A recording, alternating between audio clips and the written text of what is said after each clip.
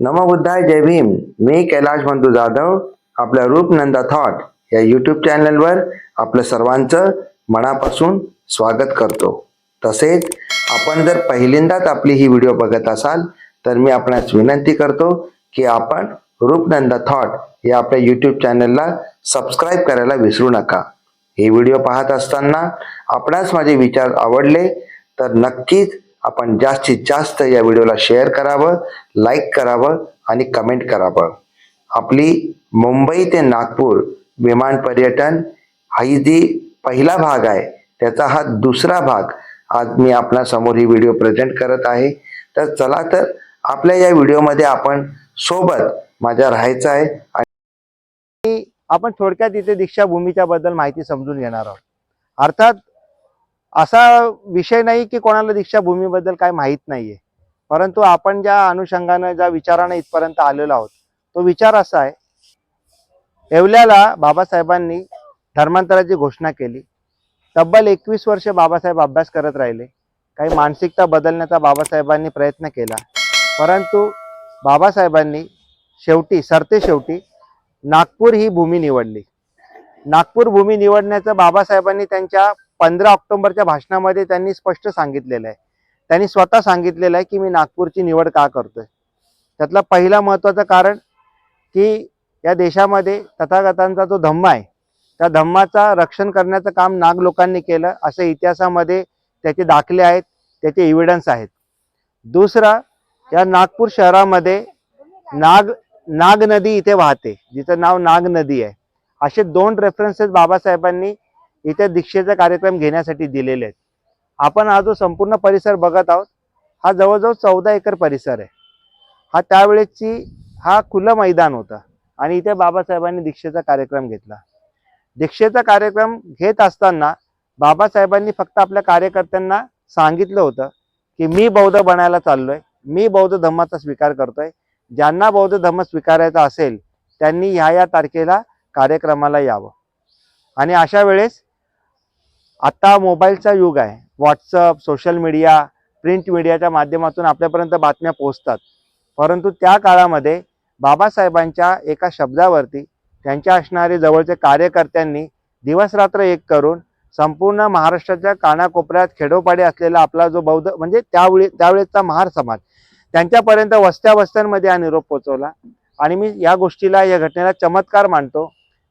ज्या काळामध्ये आपल्या समाजाकडे कुठल्याही प्रकारची दळणवळणाची साधनं नव्हती, खायला अन्न नव्हता, गाव कुसाबाहेर आपला समाज राहत होता, कुणाच्या तरी शिळ्या पाव भाजीचा तुकड्याचा आपली लोक धनी होते, त्या काळात बाबासाहेबांनी आदेश दिल्याप्रमाणे खेड्यापाड्यातून सफेद वस्त्र परिधान करून 1-2 नव्हे तर तब्बल 5.25 लाख लोक या भूमीवर आले. 5.25 लाख लोक आले. आणि तोच संकल्प आपण केला की जर बाबासाहेबांना आपल्याला अभिवादन करायचं असेल तर आपण किमान दीक्षाभूमीवर येताना आपण सफेद वस्त्र परिधान केले पाहिजे. म्हणून आपण सफेद वस्त्रांचा घाट घातला होता. दुसरा, बाबासाहेबांनी आम्हाला इथून माणसात आणलं. इथूनच आमची प्रगती झाली. इथून आम्ही सर्व क्षेत्रामध्ये आज खूप मोठ्या प्रमाणामध्ये आमच्यामध्ये क्रांतिकारी बदल झालेले आहेत. मग हे सगळे जर बदल बाबासाहेबांच्या एका धम्मक्रांतीतून झाले असतील तर का बरं बाबासाहेबांना अभिवादन करायला आमच्या समाजाने विमानाने येऊ नये. म्हणून हा आपण विमानाने येण्याचा इथे संकल्प करतो आणि तो आजच्या मितीला आपण पूर्ण केलेला आहे. याचा आपण सर्व अभिनंदनास पात्र आहेत. एकदा आपण आपल्या सर्वांच्यासाठी जोरदार टाळ्या वाजवू की आपण हा संकल्प पूर्ण केला. आपण 25 लोक या 2025 सालामध्ये 25 लोक या फेब्रुवारी महिन्यात म्हणजे आजची शेवटची तारीख आहे आणि आज आपण पवित्र दीक्षाभूमीत आलेलो आहे. आता या दीक्षाभूमीमध्ये आपण काय पाहणार आहोत. सगळ्यात महत्त्वाची गोष्ट, इथे तथागत भगवान गौतम बुद्ध यांच्या पवित्र अस्थी इथे ठेवण्यात आलेल्या आहेत, त्यामुळे ही जागा अत्यंत पवित्र झालेली आहे. दुसरं, बाबासाहेबांच्या अस्थी पण इथे ठेवण्यात आलेल्या आहेत. तिसरी गोष्ट, ह्या जागेवरच बाबासाहेबांनी स्टेज होता आणि इथेच ही दीक्षाभूमीची निर्मिती करण्यात आलेली आहे. बाबासाहेबांचे जिथे जिथे पाय लागलेले आहेत ती जागा आमच्यासाठी भयंकर आणि अत्यंत पवित्र आहे. आणि आज त्या जागेमध्ये आपण बसलेलो आहे आणि ज्या बोधिवृक्षाखाली आपण आज बोलत आहोत हा बोधिवृक्ष सम्राट अशोकाची जी मुलगी आहे म्हणजे संघमित्रा आणि मुलगा महेंद्र यांनी जे अनुराधापुराला जी बोधगयाची जी फांदी नेली होती आपल्या बोधी वृक्षाची, ती फांदीचं पुनर्जीवन करून तिथे ती पुनर्जीवित करण्यात आली श्रीलंकेला. पुन्हा तीच फांदी इथे लावण्यात आली. आज याचाही फार मोठा वटवृक्ष झालेला आपल्याला दिसतो. म्हणून या जागेला फार महत्त्व आहे. असो, ही माहिती देण्याचं कारण असं की या जागेला फार गांभीर्य आहे. आम्ही इथे पिकनिक करायला आलेलो नाही आहे. या जागेवर आम्ही बाबासाहेबांना अभिवादन करायला आलोय. आम्ही संकल्प करायला आलोय की बाबासाहेब, आपण आमच्यावरती फार मोठी जबाबदारी टाकलेली आहे. ती जबाबदारी मला फार मोठ्या प्रमाणामध्ये पूर्ण करता येणार नाही, पण कदाचित मी माझ्या परीनं बुद्ध धम्माच्या विसंगत आणि विरुद्ध तरी काम करणार नाही. एवढा जरी मी संकल्प करू शकलो तरी बाबासाहेबांचा मुलगा किंवा बाबासाहेबांची मुलगी म्हणून मी कुठेतरी पात्र ठरतो. आणि हाच संकल्प घेऊन आपण आतमध्ये जाणार आहोत. आतमध्ये सर्व एव्हिडन्स बघायला मिळतील. त्यावेळेसचे फोटो कॉपी, व्हिडिओ कॉपी आणि लेखी जे लिखाण असतो याला फार इतिहासात महत्त्व आहे. आणि आजच्या तारखेला गर्भगृहामध्ये बाबासाहेबांचे त्यावेळेसचे सर्व फोटो जशीच्या तसे तिथे माहिती सहित दिलेले आहेत. त्या ठिकाणी संपूर्ण माहिती लिहिलेली आहे बाबासाहेबांच्या आयुष्यातली, इथे घडलेल्या घटनाक्रमांची. म्हणून हा इतिहास आपण नाकारू शकत नाही. लोक इतिहास रचतात. बाबासाहेबांनी असलेला इतिहास या ठिकाणी बदललेला आहे. आजपर्यंतची क्रांती अशा झालेल्या आहेत, रक्ताच्या क्रांत्या घडलेल्या आहेत, रक्ताचे धर्मांतराचे कार्यक्रम झालेत. पण विश्वामधला हा तिसरा धर्मांतर आहे संपूर्ण विश्वातलं. पहिला धर्मांतर जे तथागत भगवान बुद्धांनी केलं, दुसरं सम्राट अशोकानं केलं आणि तिसरं अर्थात बाबासाहेबांनी या भूमीवर केलं.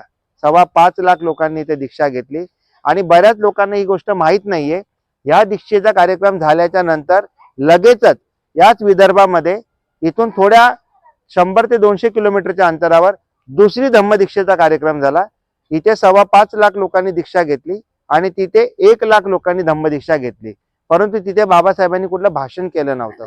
असे बाबासाहेब हयातीमध्ये जवळजवळ 6.25 लाख लोकांना बाबासाहेबांनी दीक्षा दिलेली आहे.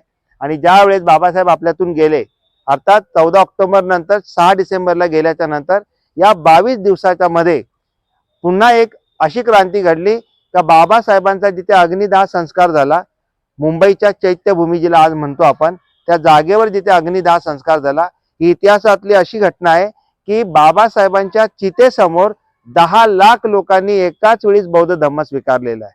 याचा अर्थ असा होतो की बाबासाहेबांच्या असणाऱ्या 1956 सालाला साधारणतः 15 ते 16 लाख लोकांनी बौद्ध धम्माचा स्वीकार केलेला आहे. हा इतिहास आमच्या लक्षात आला पाहिजे. म्हणून या जागेला अनन्यसाधारण महत्व आहे. आणखीन या ठिकाणी सम्राट अशोकांची मूर्ती सुद्धा आलेली आहे. ती देखील उभी मूर्ती इथे आपल्याला बघायला मिळते. आणि हा विश्वातला असा डोम आहे, त्याला पिलेर नाहीत वरती. हा स्थापत्य कलेचा अद्भुत नमुना आहे. वरच्या बाजूलाही आपल्याला कदाचित जाऊ देतील.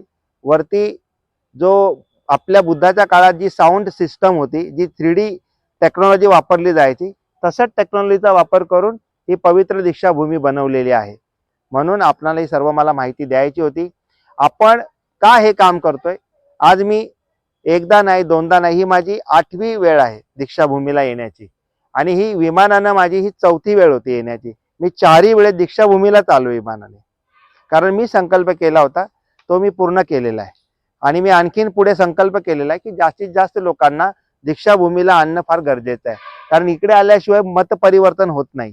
इथं फार मोठं हे भव्य दिव्यता पाहिल्याशिवाय आपलं मत परिवर्तन होत नाही. आणि जर एखाद्याचं मत परिवर्तन करायचं असेल तर त्याने दीक्षाभूमीला येणं गरजेचं आहे. असो, आपण सर्वजण माझ्या शब्दावरती आपण विश्वास दाखवला. आत्तापर्यंतचा प्रवास आपला खूप छान झालेला आहे. आणि मला तुम्हा सर्वांना ही माहिती देऊन मला व्यक्तिशः फार आनंद वाटलेला आहे. आणि आपली सर्वांची इथे या माहितीमध्ये मी रजा घेतो. नमो बुद्धाय. जय भीम, जय भारत, जय संविधान. नमो बुद्धाय, जय भीम. मी श्रीकांत जाधव, निंबवली मांडरा टिटवाला इथे राहतो. मी चांगल्या सर्व्हिसमध्ये आहे. मी आमच्या गावामध्ये प्रत्येक वर्षी आमच्या गावामध्ये जी अंगणवाडी आहे, तर त्या अंगणवाडी मी प्रत्येक वर्षी लहान मुलांना गणवेश वाटत असतो. हे मी धम्मदान मी प्रत्येक वर्षी करतो. आणि असं धम्मदान मी येणाऱ्या उर्वरित आयुष्यामध्ये ज्या ज्या वेळेस संधी मिळेल त्या त्यावेळेस करत राहीन. कारण काय बाबासाहेबांची खूप देण आहे आपल्यासाठी, हे मी जाहीरपणे सगळ्यांना विनंती करतो. जय भीम मंडळी. नमो बुद्धाय, जय भीम. मी चंद्रराव सखाराम गायकवाड, मुक्काम गोडसे, पोस्ट टिटवाळा, तालुका कल्याण, जिल्हा ठाणे. आता मी सध्या टिटवाळा स्टेशन इथे राहतोय, विनायक गार्डनमध्ये. माझा इथे येण्याचा दुसरांदा आहे आणि हा पवित्र ठिकाणी मी दुसऱ्यांदा येत आहे. परत तिसऱ्यांदा येण्याची माझी इच्छा आहे आणि ती येण्यासाठी मला सुखरूप आयुष्य लाभो हीच माझी बुद्धाचरणी प्रार्थना आहे. जय भीम. जय भीम. जय भीम. नमोबुद्धाय. मी मधुकर बलिराम जाधव, राहणार आन्ने. माझ्या याच्यात मी धम्मदानामध्ये अन्नदान आणि जे गरजू विद्यार्थी असतात अशा गरजू विद्यार्थ्यांना शैक्षणिक साहित्य देणं आणि ह्यापुढेही आता बाबासाहेबांनी सांगितलंय, तुम्ही जे कमवता त्याचा 1 रुपया, 100 रुपये कमवत असेल तर 1 रुपया समाजासाठी खर्च करा. तर तो समाजासाठी कसा उपयोगी होईल आणि त्याचा पुढे तसं हे करणार आहे समाजासाठी. माझं नाव महेंद्र तुकाराम भोईर, राहणार काकडपडा. मी असं काय जास्त सामाजिक कामामध्ये नाही आहे तसं बघितलं तर, पण आमच्या गावामध्ये भगवान बुद्धांनी यांचा धम्म सर्वांना एकत्र घेऊन रोज वाचायचं काम आम्ही चालू केलं होतं आणि ते सांगण्याचं काम केलं होतं. आणि दुसरं म्हणजे आमच्या गावामध्ये कुळमी समाज खूप जास्त आहे, प्रमाणात आहे. त्यावेळी एक असा उपक्रम केला होता, एक जयंती ठेवली होती मी आणि मनोजनी. त्यावेळी अध्यक्ष कुळमी समाजाचा होता, सर्व वक्ते कुळमी समाज होते ना, ऐकणारे लोक सुद्धा कुळमीच होते आणि त्याला साक्षीदार कैलास होता त्या कार्यक्रमाला. आणि तो कार्यक्रम एवढा लोकांना आवडला की असं म्हणजे बाबासाहेबांचे विचार सर्व कुळमी समाज लोक चर्चा करत होते, कारण सांगणारे कुळमी होते. असे मी 2-3 प्रयत्न केलेले आहेत. जय भीम. सर्वांना हवं वाटणारं एक कुशल नेतृत्व ठाणे जिल्ह्याचं. जय भीम. फार असे समाजामध्ये मिसळत नाहीत, मला असं वाटतं, पण ज्यांच्यात मिसळतात ते त्यांना कोणी विसरत नाही. यस, बरोबर आहे. बोल. माझं नाव भगवान शिवराम भोईर, काकडपाडा, सध्या मांड्या गावात राहतो. मी पोलीस क्षेत्रामध्ये PSI होतो आणि मी ज्या 1993 साली आपल्या कडोली येथे जो काही गेट आहे तुम्हाला दिसतोय आहे, जो गेट बघा प्रवेशद्वार आहे, तर त्या भागामध्ये आपले समाज राहत नाही, फार विरळ आहे. आपला समाज ह्या बाजूला आहे, सोनवणे बांधव लोक या साईडला आहे. पण मी आणि आमचा मित्र पगारे त्या लोकांना माहीत नव्हतं भगवान हे भोईर आडनाव म्हणजे वेगळ्या कुठल्या समाजाचं असावं, म्हणून ते मला पाठबळ द्यायचे, पण आतून काम करायचो मी. 1.5 वर्ष तो गेट सतत पडत असायचा. आधी तो लाकडाचा होता, त्याच्यानंतर तो दुसरा बनवला. तर त्या ठिकाणी वावेघर गाव म्हणून आहे, तिथला सरपंच झाला, गुन्हेगार सरपंच झाला आमच्या हाताखालचा. आम्ही मोठा बोर्ड लावला, आमचं काहीच नाव नाही, पण आज एक माझ्याकडनं काय होईल पोलिसांकडनं एक योगदान म्हणून झालं आणि आता मला चांगल्या मोठ्या प्रतिमध्ये तो गेट बघायला दिसतो. आणि मला म्हणतात, भोईर साहेब तुम्ही आम्हाला असं केलं, तुमचा नाही काही समाज नाही, पण तो म्हटलं प्रवेशद्वार आहे. आता प्रवेशद्वार म्हणून नाव तिथं आहे आणि आम्हाला मनाला शांती वाटते. आता जय भीम. माझं नाव महेंद्र आत्माराम चव्हाण, राहणार नांदकर. आता सध्या 19 वर्षापासून वाशिंद येथे राहतो. मी ठाणे महानगरपालिकेमध्ये सेवा करतोय. मी वाशिंदला ज्या वेळेस आलो राहायला 2006, त्यावेळेला मी भारतीय बौद्ध महासभा वाशिंद शहर कोषाध्यक्ष 7 वर्ष होतो. त्याच्यानंतर 3 वर्ष वाशिंद शहर अध्यक्ष भारतीय बौद्ध महासभा. त्याच्यानंतर 3 वर्ष शहापूर भारतीय बौद्ध महासभा पर्यटन प्रमुख म्हणून होतो. वाशिंद शहरामध्ये ज्या वेळेला माझ्या अध्यक्षपदी निवड झाली त्यावेळेला पूर्ण वाशिंद शहरामध्ये जे आपले दुःखासुखाचे जेवढे कार्यक्रम असतील, असा ठराव घेतला होता मी माझ्या कारकिर्दीमध्ये का कुठलाही कार्यक्रम असला त्याचा ज्या वेळेस आपल्याकडे अर्ज येईल तर त्याचं घर तपासलं जाईल. त्याच्या घरात काय देव का असतील ते जोपर्यंत काढत नाही किंवा आपला जो माणूस जाऊन चेकिंग करून येईल त्यावेळेस ते तोपर्यंत त्याला बौद्धाचार्य देत नव्हतो मी माझ्या कारकिर्दीमध्ये. तर आणि पौर्णिमेचे कार्यक्रम मोठे मोठे म्हणजे प्रत्येक जण पौर्णिमा घ्यायचे, पूर्ण वाशिंद शहराचे किंवा बाहेरचे लोक शहापूरचे याचे प्रत्येकाला भोजनदान मी माझ्या स्वतः घरी घेतली होती. जवळजवळ 200-400 लोकांना जेवण मोठे म्हणजे पौर्णिमा एवढ्या मोठ्या प्रमाणात होत होत्या. मी ज्या वेळेला अध्यक्ष होतो त्यावेळेला परत 2-4 जण आम्ही कामं करणार पूर्ण. तेव्हा आता 2 शाखा झाल्यात वाशिंदमध्ये, पहिले एकच शाखा होती पूर्ण पूर्व आणि पश्चिम. परत प्लस मी भामशेप शहापूर तालुका आता पण मी सध्या अध्यक्ष आहे. आम्ही कॅडर्स कॅम्पच्या माध्यमातून पण समाज प्रबोधन एक प्रकारे राजकारण लांब राहिलं, पण आम्ही समाज प्रबोधन सगळं म्हणजे महापुरुषांचाच विचार तिथं मांडला जातो. एवढं बोलून माझे 2 शब्द संपवतो. जय भीम, जय जय भीम नमो बुद्धाय. बबन किसन थोरात.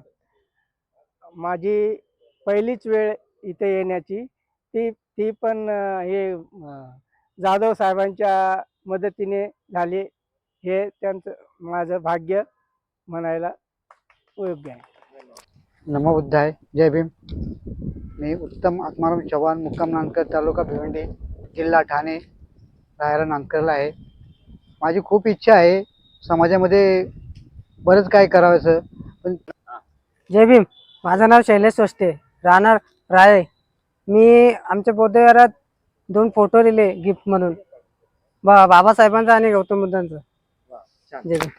आणि आमच्या आजी आणि आजोबा हे दोघा जणांनी आजी पहिल्यांदा आली तू आणि तुम्ही पहिल्यांदा आले. अजून तर तुम्ही पाहिलेली नाही वास्तू, पण तुमच्या दोघांचं खरंच स्वागत आहे. आणि बोला आजोबा. नमो जय भीम.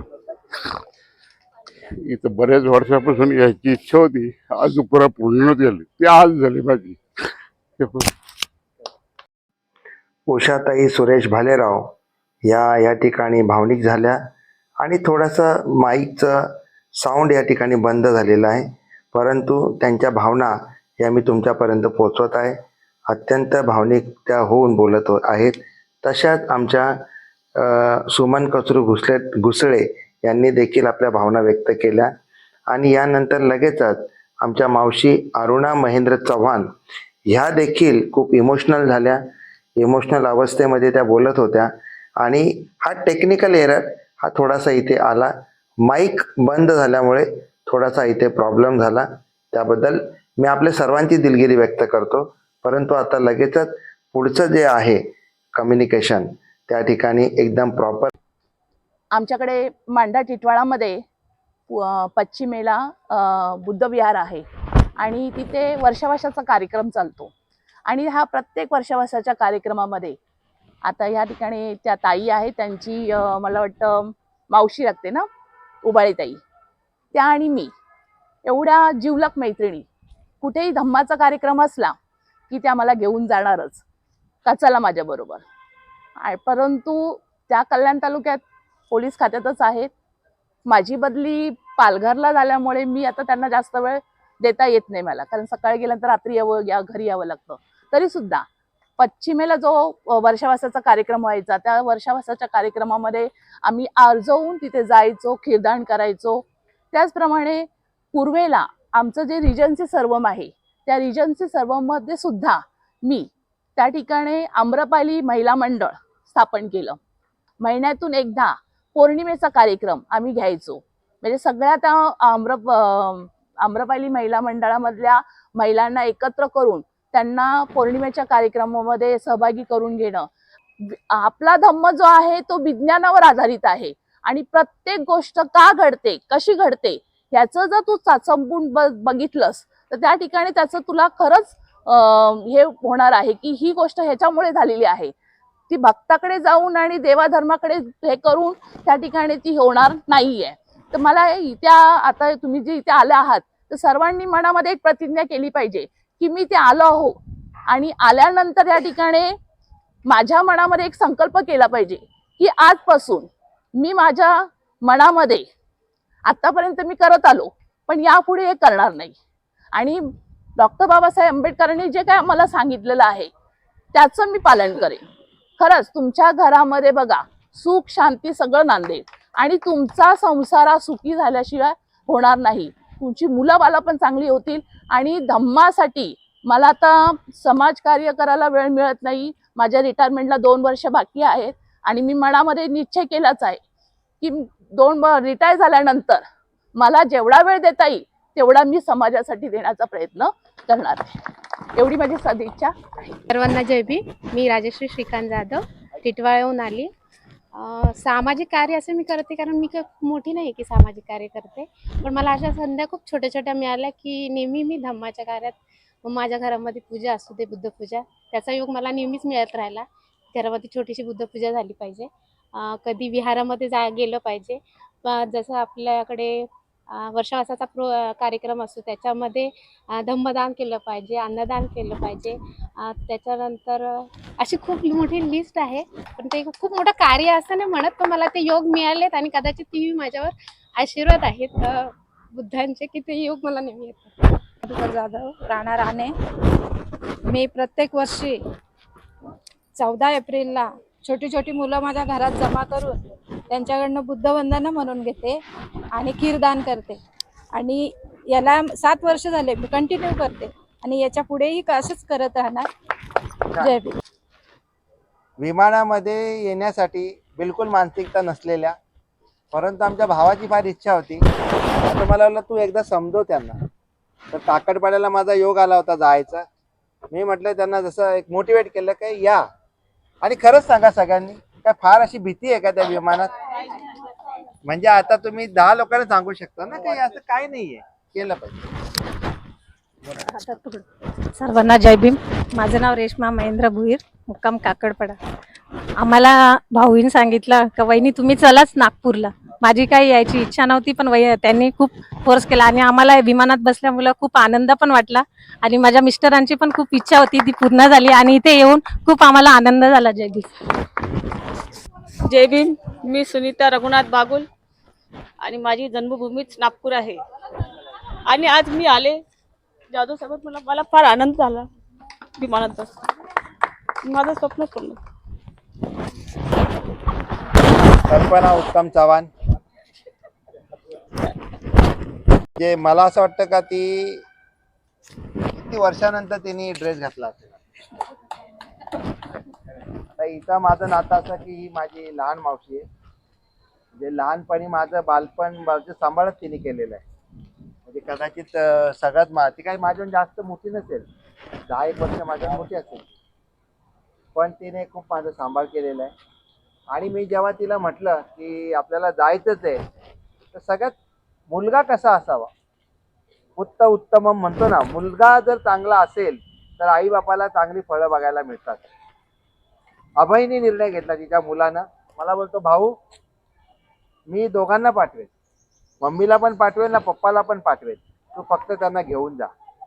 मुलाने संकल्प केला. तिला मी म्हटलं, मावशी तू ड्रेस किती वर्षापूर्वी घातला होता? तर ती जेव्हा लग्न झालं नसेल आमच्या काकांबरोबर तेव्हा तिने ड्रेस घातले असतील आणि तिला ती एवढी आवड वाटली. किती ड्रेस शिवले तू? आता मला सांगा, जर हा योग आला नसता तर हिने ड्रेस घातला असता का आताही? पण आमच्या काकांचा पण मोठेपणा आहे का त्यांनी तिला मनाई नाही केली. त्यामुळे त्यांचं पण मी अभिनंदन करतो आणि त्यांच्यासाठी एकदा जोरदार टाळ्या. सर्वांना जय भीम. माझं नाव कल्पना उत्तम चव्हाण, मुक्काम नानकर. माझी खूप इच्छा होती यायची इकडे विमानामध्ये, ती माझ्या मुलाने पूर्ण केली ना, माझ्या बाच्याने. बस. सर्वप्रथम मी जय भीम करतो. काही वर्षापासून माझी इच्छा होती की दीक्षाभूमीला जावं, पण आम्हाला नेणार कोण? आम्ही लहान असतो. लहान असणार तर आमचे वडील काही आम्हाला नेऊ शकणार नाही. आमचे वडील त्यांची वय आता 70 वय असेल. पण आम्ही लहान असताना आम्ही फुल कष्ट केलेले आहेत. कष्टाचं सांगणार कोणा? आम्ही स्वतः आता कष्ट करतो आणि कोणाला सांगत पण नाही. वडिलांचा आणि भावंडाचा आम्ही एकत्र हे असं आमचं कुटुंब आहे. मोठं कुटुंब जसं बोललं तर भरपूर मोठं आहे. पण आता आम्हाला आमचे नातलग कैलासजी जाधव हे आम्हाला एकाएकी भेटले आणि ते म्हणाले की जाधव साहेब तुम्ही येऊन तर बघा माझ्या जोडीला, मग तुम्हाला कळेल का कसा आपला प्रवास असतो आणि काय असतो, आपण कसं जातोय. तर ते गाणं तर एक दिवस मी रोज ऐकायचो. तर दीक्षाभूमीवरचं गाणं आपण ऐकलं असेल, आनंद शिंदेचं आपलं गाणं, ज्या दीक्षाभूमीवर विमान केलंय धर्मांतर. आज या धर्मांतरावर मी आलंय. आज एवढं मला चांगलं वाटलंय का हे कोणामुळे आलं आणि ते पण विमानानं आलो मी. माझी इच्छा होती की मी विमानानं जाईन आणि विमानानं आलो आणि ते पण ते जाधव साहेबांमुळे आज आलो मी. आणि जाधव साहेबांचा मी आभार मानतो की सदैव कधीही ते आम्हाला बोलो कुठेही जायचं आहे आम्ही त्यांना नाही म्हणणार नाही. आणि कुठेही आपली पिकनिक बोलतो त्याला, आपला सहल आपली ही बौद्ध सहल आपली गेली कुठेतरी, आपण त्यांना कधीही नाही म्हणणार नाही. दोन माझे 2 बाजू संपवतो. जय भीम. नमो बुद्धाय.